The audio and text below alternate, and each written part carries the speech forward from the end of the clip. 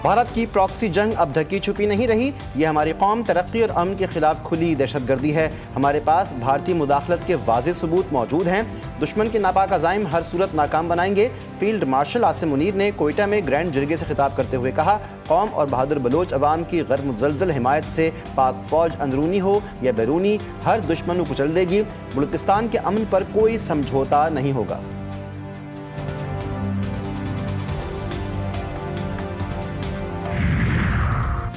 भारत ने पाकिस्तान का पानी रोका तो इसे इत्तेहादी की सालमियत पर हमला समझेंगे। चीन के सीनियर तज्जियाकार विक्टर गाओ ने भारत को खुली वार्निंग देते हुए वाज़ेह किया कि पाकिस्तान के खिलाफ पानी को हथियार ना बनाया जाए। भारतीय चैनल को इंटरव्यू में विक्टर गाओ ने कहा कि भारत के तमाम बड़े दरियाओं में पानी चीन की जानिब से आता है। अगर भारत पाकिस्तान का पानी रोकता है तो चीन इस मामले में ज़रूर अपना किरदार अदा करेगा। पहलगाम वाक़े के बाद भारत ने ताहाल तहकीकात मुकम्मल नहीं की। भारत को चाहिए कि ठोस तहकीकात के साथ हक़ाइक़ सामने लाए।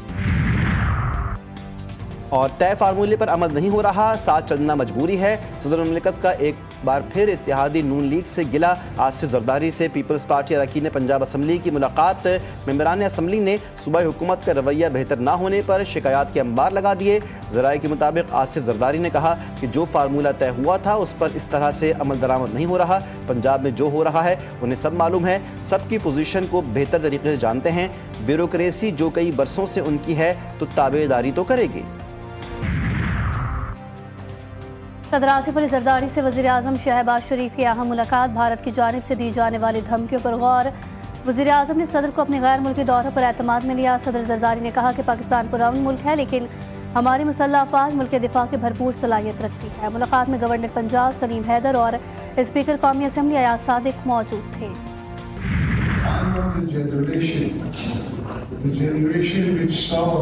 us part, as two brothers parting. It's not something that can happen overnight, but definitely we will work on it. We'll keep investing on the Bangladesh people, trying to come up with solutions we can work together. Pakistan और बांग्लादेश को करीब लाने के लिए काम करने की ज़रूरत है। उस नस्ल से ताल्लुक़ रखता हूँ जिसने हमें अलहदा होते देखा। किसी भी तरह हमें इस दर्द का मदावा करना है।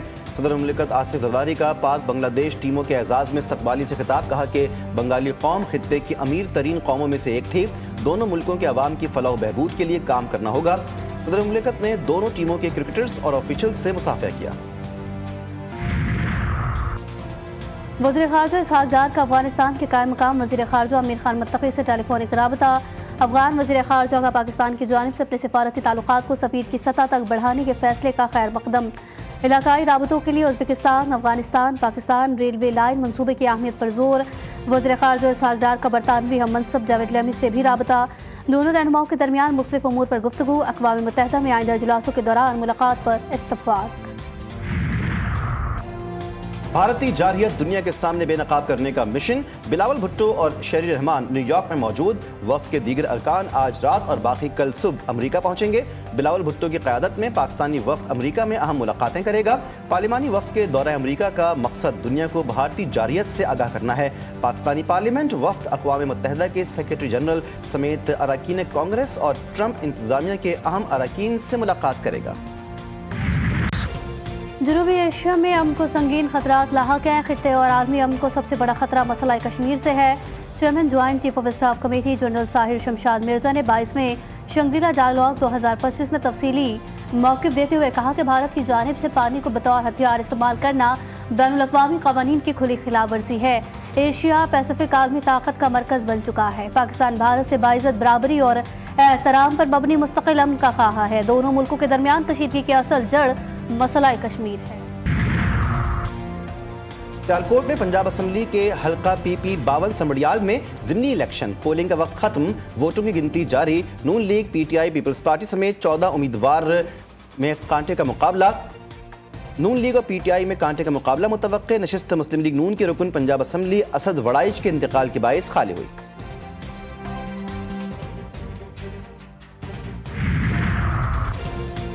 पीपल्स पार्टी का ज़िमनी इंतखाब में नून लीग पर धांधली का इल्ज़ाम। पीपल्स पार्टी पंजाब के सेक्रेटरी जनरल हसन मुर्तज़ा का सियालकोट में मीडिया से गुफ्तगू में कहना था कि मुस्लिम लीग नून के पास कोई एजेंडा है और ना ही कोई हिकमत अमली। नून लीग वाले फॉर्म 47 तैयार करने के मास्टर हैं। पंजाब में हम किसी आसरे या सहारे से वापस नहीं आना चाहते।